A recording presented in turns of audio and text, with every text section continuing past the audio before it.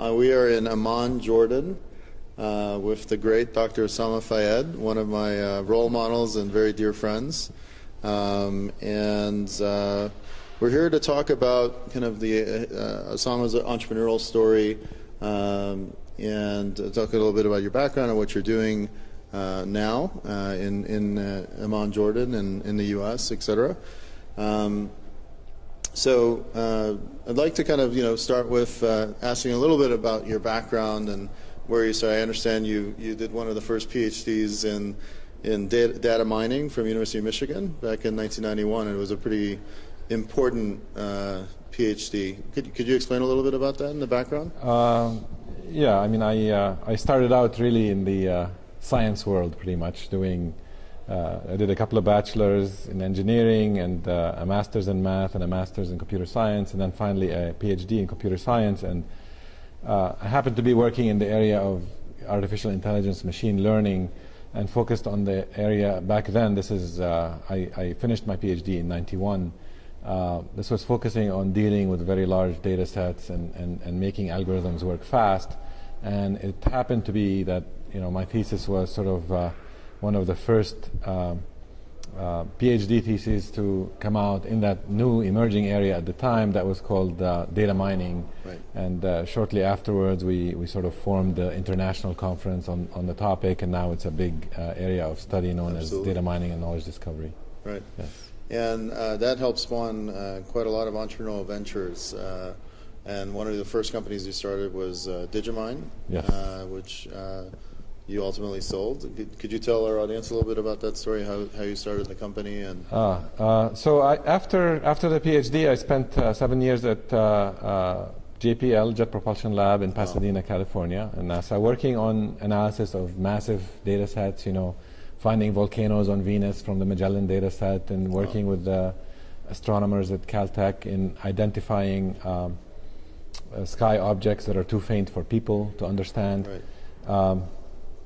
And there I learned a serious lesson about the power of these data mining and machine learning algorithms, in that even if you have very dedicated specialists, people who can spend their whole life studying a data set, these algorithms were able to solve problems they couldn't solve. And in fact, I'm actually published in astronomy. I probably have something like 15, 20 papers in astronomy. Wow. And I don't know much about astronomy other than I help these guys find high redshift quasars and new large structure in the universe and so forth. Your nickname is Carl Sagan? Is it? No.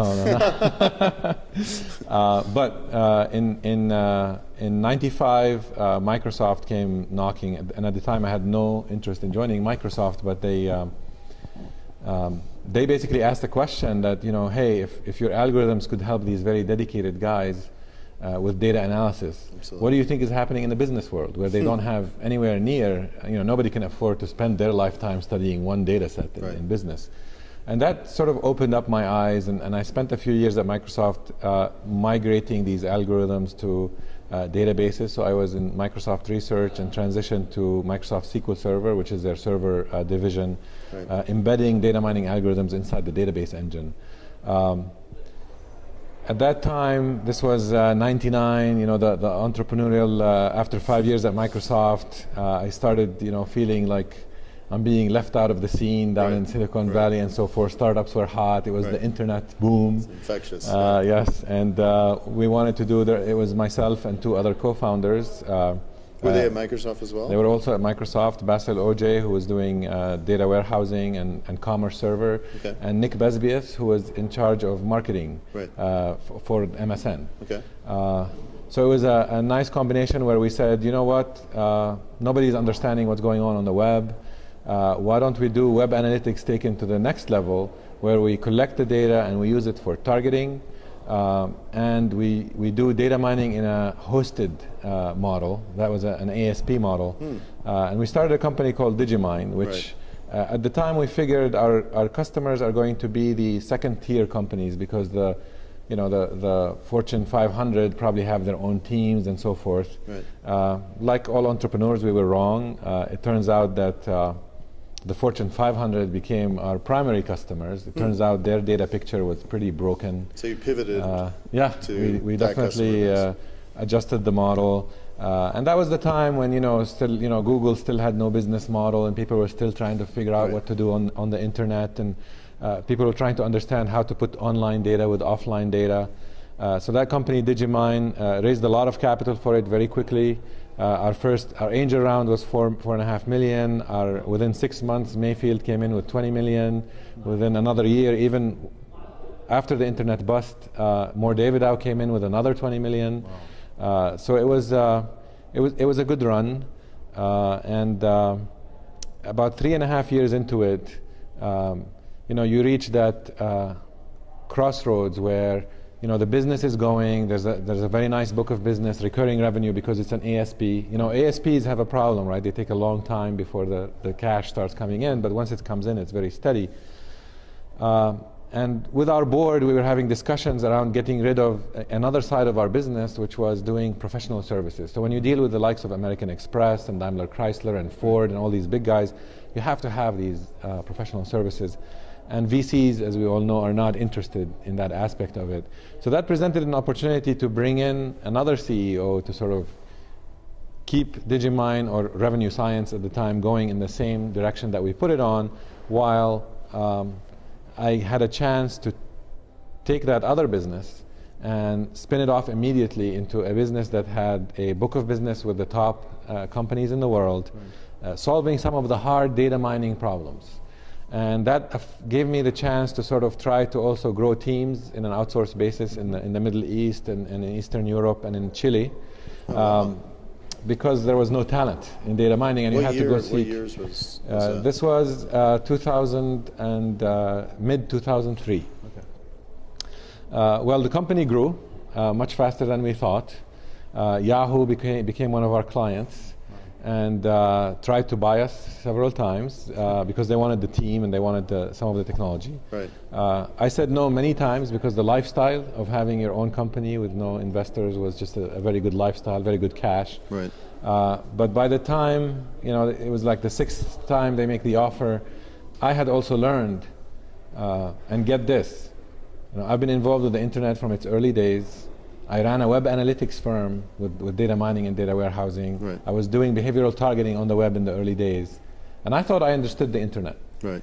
Getting that exposure through Yahoo opened my eyes up that there are so many other problems, deeper problems. Right. Like with these social network phenomena, what makes something grow, what makes it shrink, what makes it die. Search, I still consider search to this day in its infantile steps. Right. Typing in 2.6 keywords and getting 600,000 results, you look at the top 10, that is not the mode by which we are going to search and navigate the web, and it's not how it's going to get localized and so forth. Yet that is the model today. Same with economics. There were many problems in the economics of the web that are very poorly understood. Right. Problems that are worth billions of dollars, economic problems that are solved by engineers suboptimally. I mean, we could talk about Vickery auctions and how they work, and why Google and Yahoo and Microsoft are all using the wrong mechanism theoretically, and there's a whole other. So that opened up my eyes that, my God, this is a whole other area which I don't. If a guy like me doesn't understand it, then it's got to be much deeper. So Yahoo tried to buy you 6 times. Yes, they were very persistent. Were you playing hard to get, or you actually were? I was interested in building the company and wanting to wait, and so what ultimately changed your mind? What changed my mind was, so I liked Yahoo a lot, but my model was, look, I'll help you, I'll consult with you, I'll help you solve some of these hard problems, but I don't want to be in there sort of doing the management and so forth. What changed my mind was, and life when you're running your own company is beautiful, right? So you really don't. What changed my mind was that realization that these fundamental problems that are worth billions of dollars are going unsolved or solved in solutions that are way suboptimal for problems that are worth, search is a $75 billion business today, right? And yet I could sit with you here and tell you about fundamental problems in search that are actually solved, we know, that are solved economically the wrong way. The wrong way. So, that really opens up your eyes and sort of says, okay, there's a huge opportunity here. Maybe those are areas we can angel invest in. Absolutely, absolutely.